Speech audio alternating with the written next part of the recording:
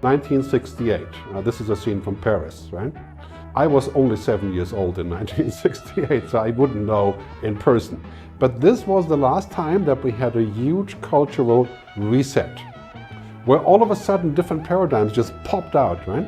And it wasn't an accident, it was because there was a pivot point, there was a trigger moment where everybody said, we're going to do this, we're going to change this. Like in Switzerland, women were allowed to vote in 1981. It was a direct result of this whole discussion, right? Like an explosion of change.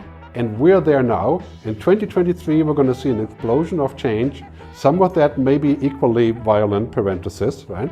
But it will create a new way of how we're going to look at the future. Today we already have Extinction Rebellion in the UK. If you live there, you know what I'm talking about. Scratching cars and blocking bridges and so on. And of course we have people who are out there and spraying the Ferrari shop and, and protesting. We're going to see a lot more of this unless we have rapid progress on the climate change front. Also on the parallel side, it's going to be a little bit about this, right? About what's happening with technology. Same thing, what I call digital pollution. It's a proven fact that since we had social media, especially Facebook, democracy has suffered. Why is that? Well, because simply put, what we see on social media is mostly bad. 6 to 8 times as much negative news as we have good news. It's warping us into thinking that the world is bad.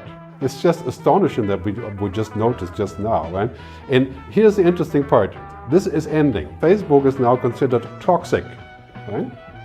Most people are not using it anymore. This is a trend also that you can translate to other businesses, right? And now we see the stock going like this, right? This is year to date, 66% down. And why is that?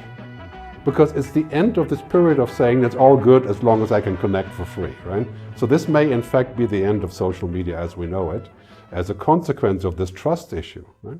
So here's the biggest shift that we're seeing around the world, right? Profit and growth is still good.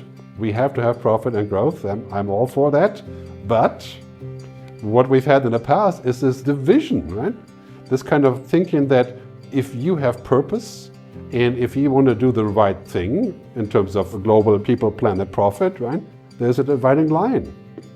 So in the end, you can do good things, but you won't get remunerated for it. So until now, that was a big problem. And now we're shifting over into this new paradigm, people, planet, purpose and prosperity, where all of a sudden that's the business model, right?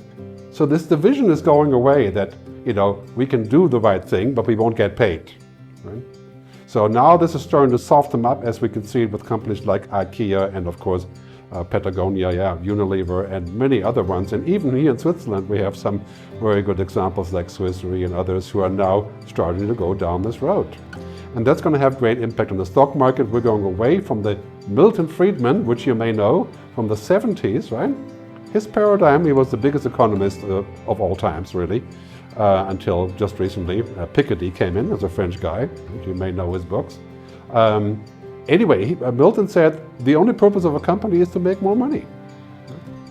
And that is just utter suicide now, because in the 70s, there was a lot of money to be made and natural resources. And now we're having this, what Al Gore calls sustainable capitalism. Basically, that is what's coming, and lots of companies are already going in this direction. We have now the first mover coalition that was launched in Davos with the tech companies going net zero.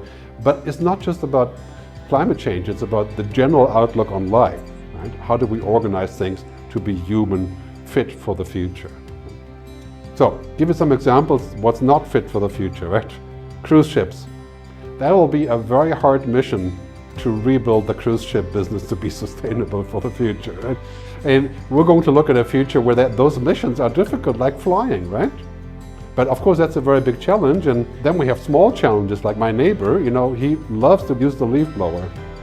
Did you know that using a leaf blower, just one example, for 1 hour, puts out the same CO2 than 1,000 kilometers of driving. Right? And all of a sudden we are realizing, these are just examples, business as usual is over, is dead or dying. And that is not bad news, right?